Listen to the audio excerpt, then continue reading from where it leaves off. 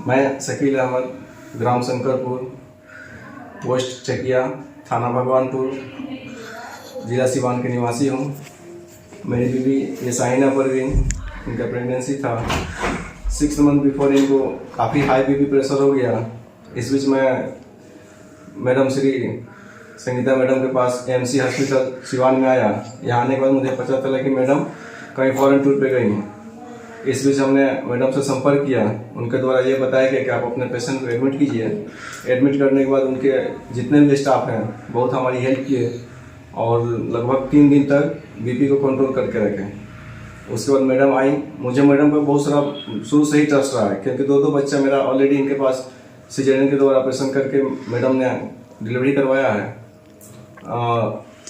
3 दिन जब हम यहाँ पे एडमिट लेकर के थे अपने पेशेंट को, इस बीच मेरे फैमिली वाले या फिर मेरे जितने भी रिलेटिव हैं उन सबके द्वारा ये हमेशा कहा जा रहा था कि वहाँ पे आप जितना जल्द हो सके निकल जाइए, क्योंकि उस हॉस्पिटल में ना मैडम है और ना ही कोई बड़े डॉक्टर वहाँ पे अभी आपकी देख रेख में है। लेकिन मुझे मैडम पे बहुत ज़्यादा ट्रस्ट था शुरू से ही कि मैडम के आने के बाद तुरंत मेरा जो ही समस्या है वो नॉर्मल हो जाएगा।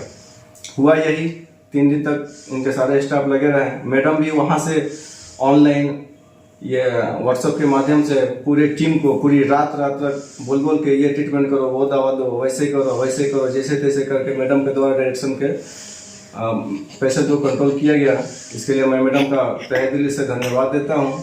उसके बाद 6 मंथ बिफोर ही लगभग 6 महीना 20 या 25 रोज के बाद मैडम को द्वारा ऑपरेशन करके बच्चा को पैदा कराया गया। बच्चा अभी शीशा में सिवान शांति हॉस्पिटल डॉक्टर आमिर अहमद के पास एडमिट है। मैं आप लोग से दुआ करूंगा कि आप सभी मेरे बच्चे के लिए दुआ कीजिए ताकि वो तंदुरुस्त होकर मेरे परिवार के साथ खुशी के साथ रह सके।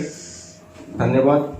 शाहिना परवीन जो पेशेंट है जिनके पति शकील अहमद चकिया गांव के हैं, मैं जब भुवनेश्वर में अपना शोध पत्र प्रस्तुत कर रही थी तो उस दौरान वो बहुत ज़रूरी था। मतलब वो शोध पत्र नेशनल लेवल पे, राष्ट्रीय स्तर पे सिवान, गोपालगंज, छपरा में से सिर्फ एक डॉक्टर को मौका मिला था मुझे, तो मैं उसको गंवाना नहीं चाहती थी। उस दौरान इनका बहुत हाई बीपी के लिए ये एडमिट हुई हमारे पास और मैं दिन भर वहाँ कॉन्फ्रेंस में रहती भी थी। फिर भी मैं व्हाट्सएप ग्रुप पे अपने स्टाफ्स को बताती रहती थी कि इनका बीपी इतना ज़्यादा जा रहा है, ये जांच कराओ, ऐसा इंजेक्शन दो, ये वाली गोली दो, ये वाला पेशाब का जांच कराओ, ये देखो किडनी, लीवर, सारा प्रोफाइल मैंने देखा। वो पूरा डिरेंज था, बहुत ख़राब था और बीपी बिल्कुल ही कंट्रोल नहीं हो रहा था। मैं पूरी आधी रात को जागती थी और मैंने व्हाट्सएप पे आधी रात को उन लोगों को इंस्ट्रक्शन दिया, क्योंकि मुझे डर लगता था कि कहीं आधी रात को पेशेंट को कुछ हो ना जाए, जबकि मैं नहीं थी वहाँ पे। तो मैं अपने होटल से अपने स्टाफ को बीपी मांगती थी, बताओ मुझे, और वो डायरेक्शन देती थी कि इतना बीपी है तो फिर बढ़ गया तो फिर इतना ऐसे कंट्रोल करना, क्योंकि 8 घंटे या 12 घंटे में फिर से कितनी बार बीपी का अप डाउन हो रहा था।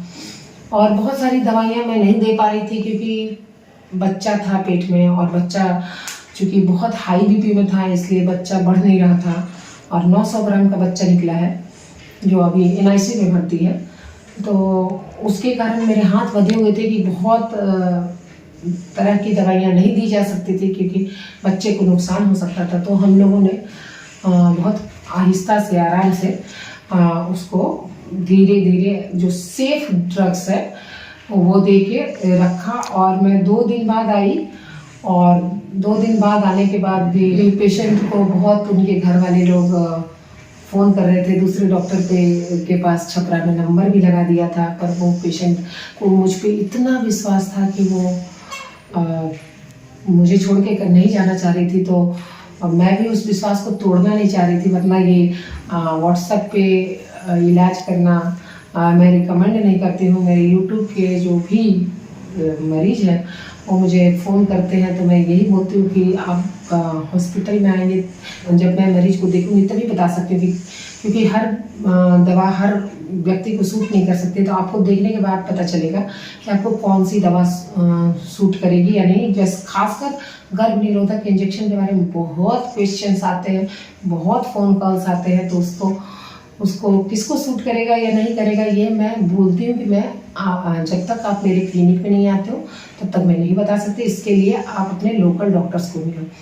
तो इस पेशेंट को मैंने, चूँकि पिछला डिलीवरी मैंने कराया हुआ था, इनको इतना मुझ पर विश्वास था और मैं इनको बोल भी रही थी जाने के लिए, मगर ये कहीं नहीं जा रहे थे। जबकि बीच में ये लोग दूसरे डॉक्टर को कंसल्ट किए थे। शुरुआती इस प्रेगनेंसी के शुरुआती दौर में इन लोगों ने मेरे पास कंसल्ट किया था, बाद में ये बीच में दूसरे डॉक्टर्स को दिखाने लगे थे।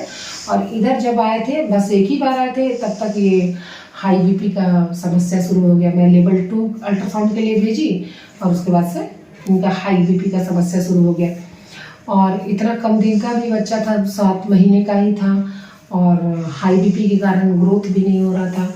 और जब मैं आई यहाँ पर तो मैंने अल्ट्रासाउंड कलर डॉपलर अल्ट्रासाउंड कराया। उसमें पता चला कि बच्चे को ब्लड सप्लाई बहुत ख़राब जा रही है और नाभि में और पुरैन से और बच्चेदानी में जो खून की नली है उसका रेजिस्टेंस बहुत बढ़ा हुआ है। इसका मतलब बहुत हाई फोर्स में बहुत कम ब्लड बच्चे को जा रहा है और बच्चा कभी भी मर सकता है। तो मैंने उसी दिन उसको सिजेरियन करने का निर्णय लिया।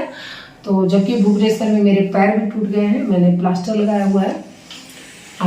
तो उस दिन मैंने प्लास्टर नहीं लगाया क्योंकि मुझे सिजेरियन करना था और मैं बाहर से आई एयरपोर्ट से, तो पटना एयरपोर्ट से आते थे मुझे हाफ डे हो गया। उसके बाद पेशेंट बिना मुझसे मिले अल्ट्रासाउंड कराने नहीं गई।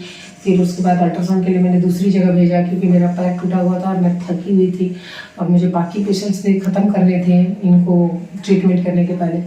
तो मैंने बुलाकर चैम्बर में पेशेंट को बाहर भेज दिया अल्ट्रासाउंड के लिए।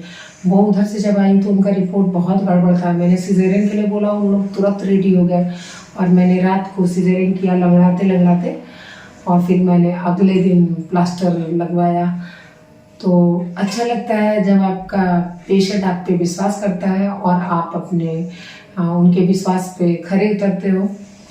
मैं डॉक्टर संगीता चौधरी, आदर्श मल्टी स्पेशलिटी सेंटर, गौशाला रोड, सिवान, बिहार राज्य में जो सिवान जिला है उसके गौशाला रोड में स्थित मल्टी स्पेशलिटी सेंटर की डायरेक्टर हूँ। स्त्री प्रसूति एवं बांझपन रोग विशेषज्ञ हूँ। धन्यवाद।